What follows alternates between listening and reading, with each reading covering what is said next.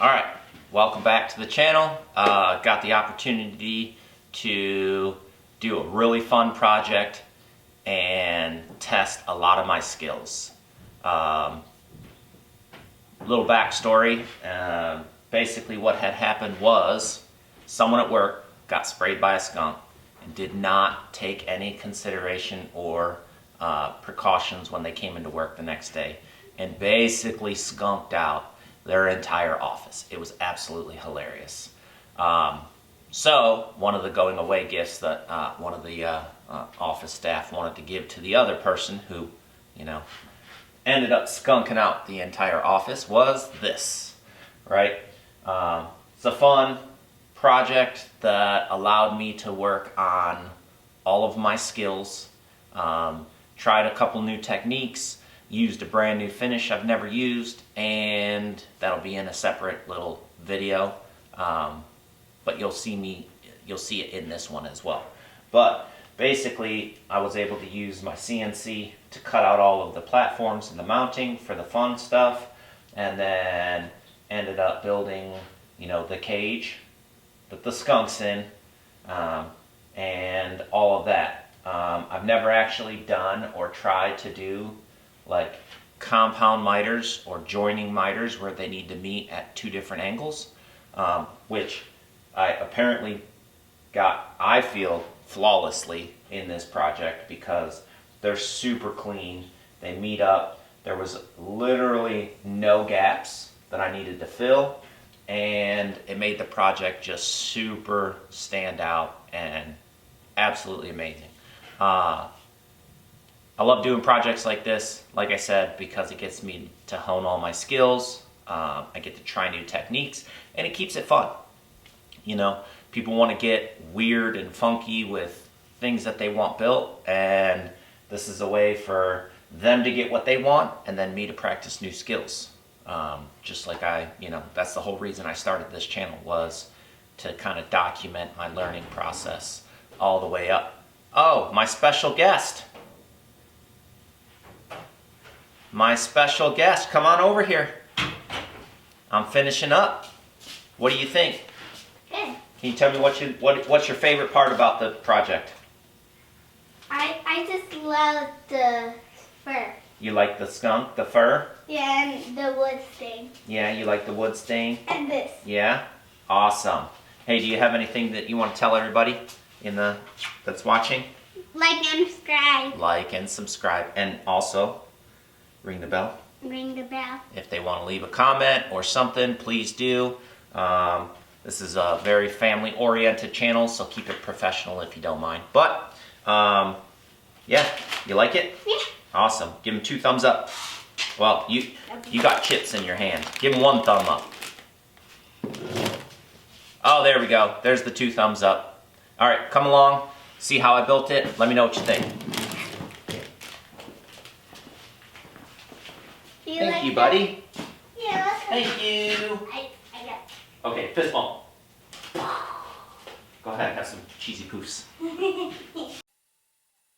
Alright, so I tried to break this project down as logically as I could. So I got the CNC to work, machining the parts that I needed, and then while that was running, decided to go ahead and start the milling process of all of the walnut.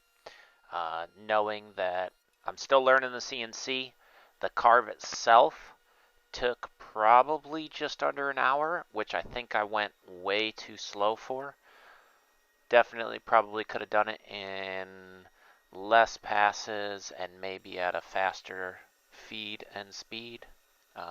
rate. But what that did for me was simply allowed me to do other stuff while that was cutting. That's kind of the point of the CNC, is to basically be like another employee. He can work on one project, it can work on one project, while I'm just kind of looking and making sure that it's doing what it's supposed to, and I can work on another. So that's what you see here. I broke it down to try to maximize my time. Did a little bit of pre-programming, set my stock on the CNC, and then came over and started milling. I didn't use too much lumber for this project. It ended up being just about, I don't know, 10 to 12 linear foot of board. This right here is me milling up the base. I did mill up other boards to use for all of the frames, but this one is simply me getting the base stock set up. So the base ended up being right around, I believe it was 15 by 24 inches. So it did take 2 pieces of the widest walnut that I had to glue them up, and then join them together. And I tried to match the grain so that there wasn't a drastic contrast between like sapwood and then the heartwood, but I think I nailed it pretty well, and I think it looks pretty good. You could definitely see the difference on the back of the board, but on the front of the board, the contrasting tones are pretty even. So the seam came together very nicely. Once I got done milling them all up, again, all this was done while my CNC was cutting out all the little parts for the skunk and the V8 juice. And while that was going, I was just gluing this up, getting it as flat as I can, making sure that it looked good, making it all nice and lined up so I would be able to just send it through my belt sander, because I don't have a planer wide enough to do 15 inches. So the only way that I have to get the rest of this surface basically smooth is to send it through my belt sander, which is what I ended up doing. But right here, all you see is me gluing it up, cleaning the excess glue, and then after this, I'm going to go ahead and head over to the CNC, and here's my parts. Pretty cool. I'll give you a quick rundown how I see this.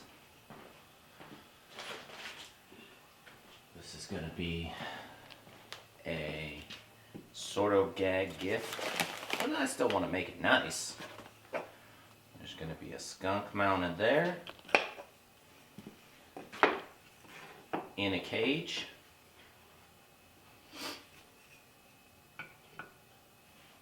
And a can of V8 mounted there.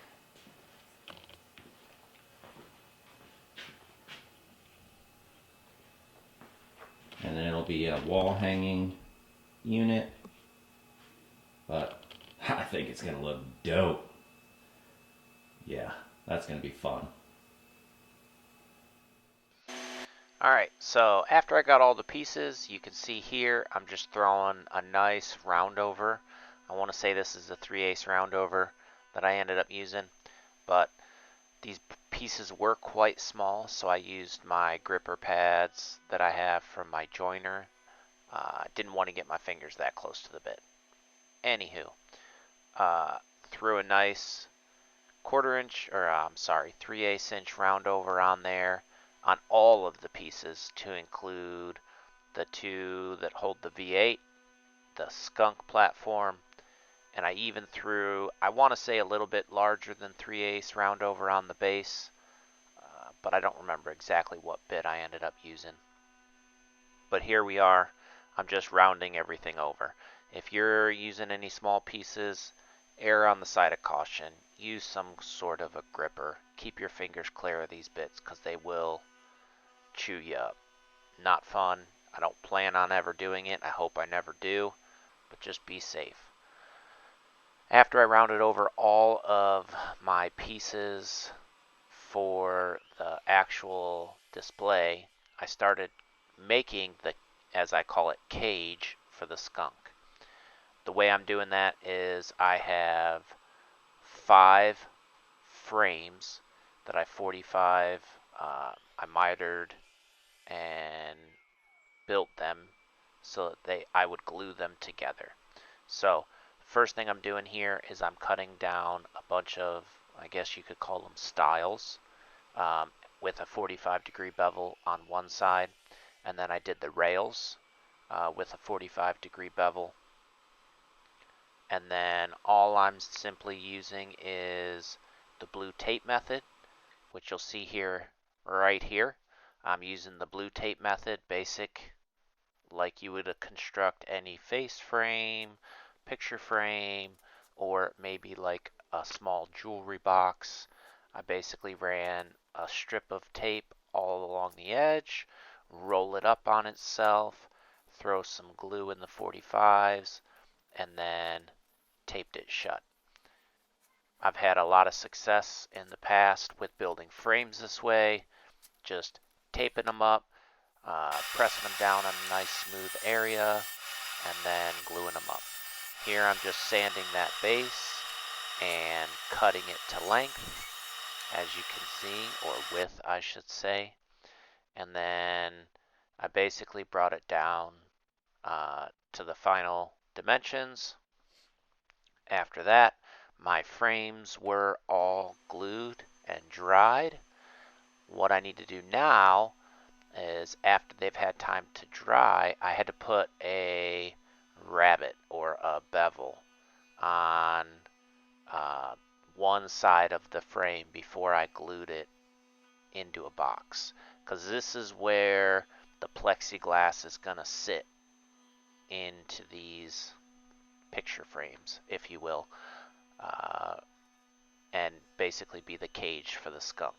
So I just grabbed, I believe it's called a rabbiting bit. I could be wrong. Someone will correct me in the comments if you don't mind, but it has a bearing on top, half-inch cutting wheel that ends up, it's a half-inch larger diameter than the bearing, and I just went around each frame.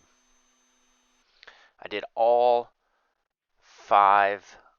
four border frames, and then I also did the face frame. After I got done doing that, I put a 45-degree bevel on 3 of the 4 sides of my border frames, because the bottom side or the back side is going to be sitting flush up against the base. So I just got my crosscut miter sled, threw it in my table saw, and as you can see, I'm just creeping up right on the corner of that face frame, and gonna cut a 45 on 3 of the 4 sides. And then on the face frame, I did do all 4 sides and set them up. One trick that I've seen multiple people do within the woodworking community, the maker community, my table saw is not actually set to 45. It's as close to 45 as I think I could get. I actually ended up setting it so that the blade is at like 44.8, 44.9 degrees. What that did and what that does is allows your bevels, the 45-degree angles that you're trying to glue together, it allows the corners, the point of the bevel, to come in really good contact with one another. And you'll see here in a minute, after I get done rounding over the inside of all the frames on all 4 sides, as well as the face frame, this came out so good, but I'll let the video play out and you'll see, because when I finally did this and I looked at it, man, you just got to take a look at it. So I'll finish routering this and I'll show you exactly what the final outcome of this cage looks like, and boy was I pleased.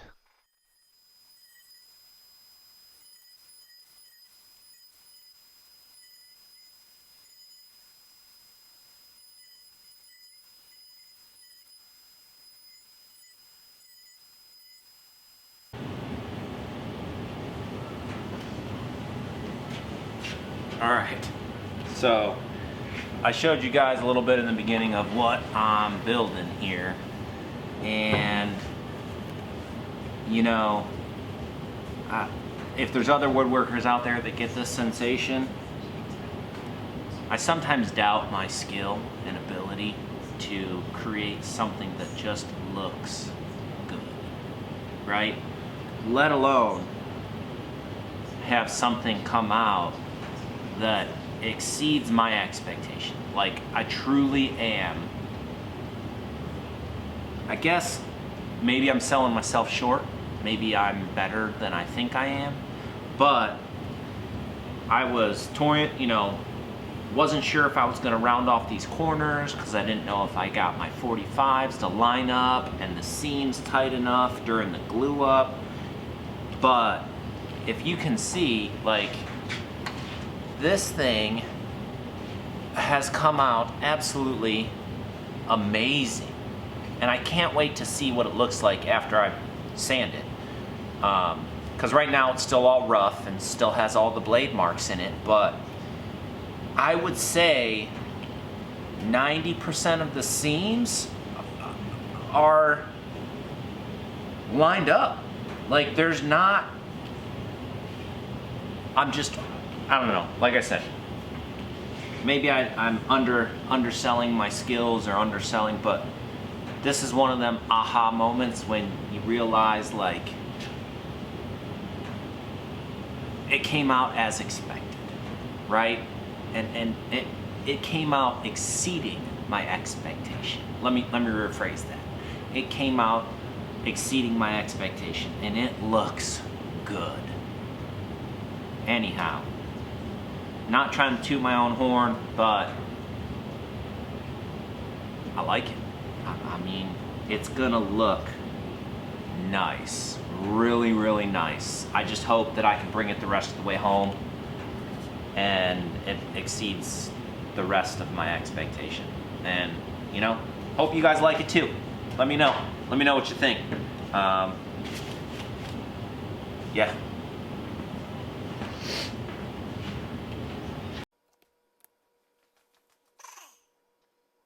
Alright, so after I got all of my pieces made, everything rounded off, rounded over, I had to come up with a mounting solution. Because this is going to be a relatively heavy piece with the cage, the couple of shelves in it, what I ended up deciding to do was use some threaded inserts. So right here you see me marking out the base, drilling the appropriate holes for the 4 mounting points of the cage, and getting them lined up and getting ready to insert the threaded inserts into the cage. I did the 3 shelves a little differently. I did the blue tape method, glued them the exact location that I wanted them to be, and then drilled through the back so that it marked my hole that I'm gotta drill and the hole for the inside the base holders, right, for the skunk and the can of V8. Since I drilled them in the exact location, when I put my threaded inserts in, I knew that they would line up with the shelf, and the shelf would be square. It wouldn't be angled or falling or anything of that nature. This made putting these 3 shelves on significantly easier, and once I verified that I had the right size bolt, which I ended up using a 1/4 20 with a 3/4 inch thread, I think it is, per inch, 3/4, something like that, threads per inch. I did a test fit, put the shelves on, made sure that everything was lined up, made sure that the can of V8 wouldn't come out, and as you can see, everything's lining up as expected and as planned. There it is. So here's a little preview. But now comes the part that every woodworker absolutely loves: sanding. Yes, I spent hours upon hours of sanding. Probably put about 6 hours worth of just sanding into this because I did a lot of it by hand, only for the fact that I didn't want to leave any marks in the corners. Since I had already prefabricated the cage, I didn't want to leave any sanding scuffs from the side of a piece of paper. So I did it all by hand. Came out awesome, but man, going from 80 to 120 to 220 took its toll. After I got done sanding and I made sure that everything was good to go, I did wipe everything down and clean it up with acetone. I did an entire video on how I finished this project, which you can check out on my channel. I ended up using Rubio Monocoat for the very first time, and I tell you what, it was fun, it was interesting. I definitely had to watch a few videos before I did it, but I do think that that was the right choice. To use Rubio Monocoat, sure, I could have used a poly, I could have used a lacquer or some other type of varnish finish. Instead, I went with the Rubio Monocoat 2C, and I do believe that it came out again. Yeah, I think this whole project just exceeded my expectation. It was so fun and it was so interesting, and it came out looking exactly the way that I imagined it. But I did do an entire video. I am by no means a finishing expert. There are so many other people out there that do finish projects and do it way smarter than I did. But if you want to check out how I did it and the method or approach that I took, it was pretty much read the directions, follow the can. I didn't do anything special. I did watch a few videos, but for the most part, I followed Rubio's guidance on how to mix, how to apply, how long to let it sit, the whole 9 yards. So, but go ahead, I'll link that video at the end of this. You can go ahead and check out that full video. I talk about some of the issues that I had, some of the problems, and how, well, in the end, I still got it finished and how it looks. So, if you want to see it, go check it out. After I got done doing all the finish work and setting that off to the side, I did have to go back and cut all of the acrylic panels. I just used my table saw for this. I find that as long as you keep a good fair amount of pressure down by the blade and use a zero clearance, these things cut fairly easily on the table saw. Just be mindful of kickback and splintering and cracking. So just watch yourself. Other than that, once I got them cut, I just used these little twist lock picture frame glass retainers I got off of Amazon. Yeah, I put 4 on the big pieces, and then I just ended up using 2 for each little piece of glass, 1 on each side. They went in really easy. They got little brass screws. I did pre-drill just so that I didn't strip the head at all. And then I just barely snugged the clips down onto the glass. I think it came out just right, and it's not holding a lot of weight. So. All right, the last piece I got to figure out for this little, I guess, gag gift, if you were, is going to be how the skunk's going to stay on the platform. So, I think what I'm going to do is going to take one of these old dry cleaning hangers and feed it up through his body and just drill 2 little pilot holes, you know, and then just have that basically be the anchor point, have them just detent.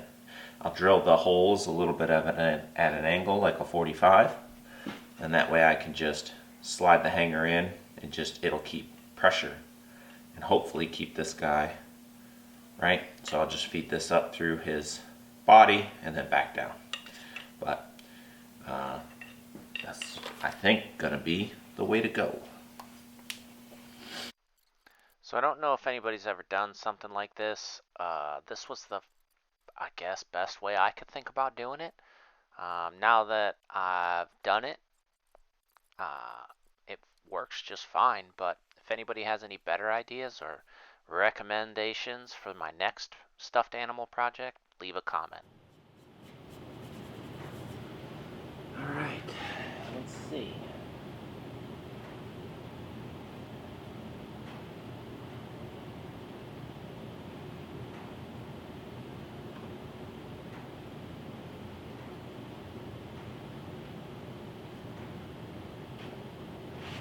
Well, I'd have to say that worked out pretty nice.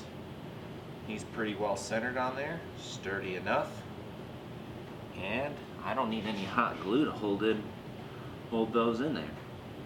Yeah, you can see.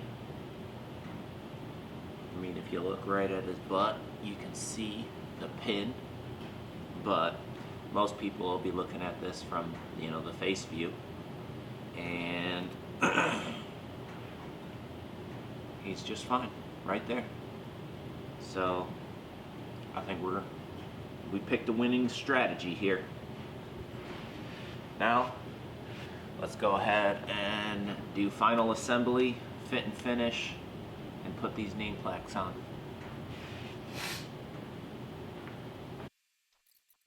Alright, this is the home stretch, power hour, the last kit and caboodle, whatever you want to call it.